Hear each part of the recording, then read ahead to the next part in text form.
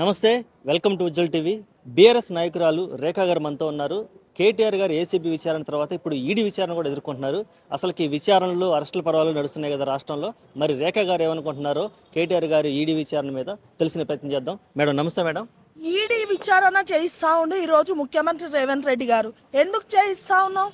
ఏం చేసినావని నువ్వు ఈడీ విచారణకైనా నువ్వు తీసుకొని వచ్చి కూర్చోబెట్టావు? నలుగురు ముందు ఎందుకు ఇజ్జత్ తీస్తున్నావు? నీకెట్లాగా ఇజ్జత్ లేదు ఈ రాష్ట్రంలో కానీ, రాష్ట్ర ప్రజల్లో కానీ, నాయకుల్లో కానీ, కార్యకర్తల్లో కానీ ఎక్కడా నీకు ఇజ్జత్ లేదు. ఒక్కసారి నువ్వు ప్రజల్లోకి వచ్చి నువ్వు నిలబడి చూడు, నీ ఆలత ఏందో నీకు కనబడుతుంది. నీ ముఖం ముందు నించున్నప్పుడు, అద్దం ముందు నించున్నప్పుడు మన ముఖం మనకు ఎట్లా కనిపిస్తుందో, నువ్వు చేసిన తప్పులు, నువ్వు చేసిన పాపాలు ఏందో నీకు కనిపిస్తాయి. ఈరోజు బట్ట బయలు చేస్తారు, జనాలే బట్ట బయలు చేసి నిన్ను తరిమి కొడతారు.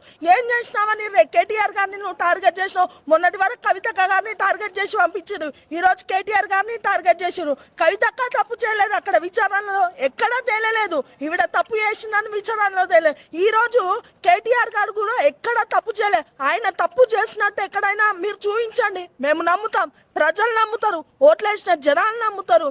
ఈరోజు ఏమీ లేని కాడికి ఆయనను పిలిచి చీటికి మాటికి చిన్నపిల్లల్ని పిలిచి కూర్చోబెట్టినట్టు గోళీలాటలలా నువ్వు ఆయనను పిలిచి కూర్చోబెడతా ఉన్నావు. ఆయనకు ఒక ఇజ్జత్ అనేది ఉంది, ఒక మానం అనేది ఉంది. నీ లెక్క ఆయన బర్తగించి రోడ్ల మీద తిరుగుతలేడని నేను తెలియజేస్తా ఉన్నా. నువ్వు ఎందుకు ఇంత నీచానికి పాల్పడ్డావా అని నేను అడుగుతా ఉన్నా. ఎందుకు కేటీఆర్ కుటుంబము ప్రజలకు మంచి చేస్తుందని ఒక టార్గెట్తోనా నువ్వు ఆయన టార్గెట్ చేస్తున్నావు? లేదా నోటుకు దొంగ కేసులో ఈరోజు నువ్వు ఆ రోజు ఏ రోజైతే 50 లక్షలతో మిట్ట మధ్యాహ్నము ఒక నల్ల బ్యాగు సంచులతో నువ్వు దొరకబడినావో ఆ రోజు నిన్ను అరెస్ట్ చేసి నిన్ను కూర్చోబెట్టినందుక ఈరోజు కేటీఆర్ని నేను అరెస్ట్ చేస్తా ఉన్నావు. లేదా నేను ఆ యొక్క జైల్లో కూర్చొని చిప్పకూడు తిన్నా, మీరు కూడా తినాలి, నాకంటే ఒక రోజు ఎక్కువ తినాలన్న ఒక టార్గెట్ కోసం నువ్వు కేటీఆర్ ఎంబడిపడ్డావు. ఎందుకు నువ్వు కేటీఆర్ గారు ఎంబడిపడ్డావు అని నేను అడుగుతా ఉన్నా.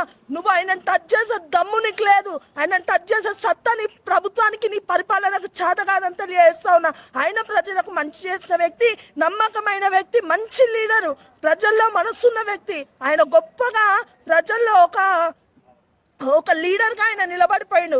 ఆయనలాగా నువ్వు పేరు సంపాదించుకోవడం మీద దృష్టి పెట్టు.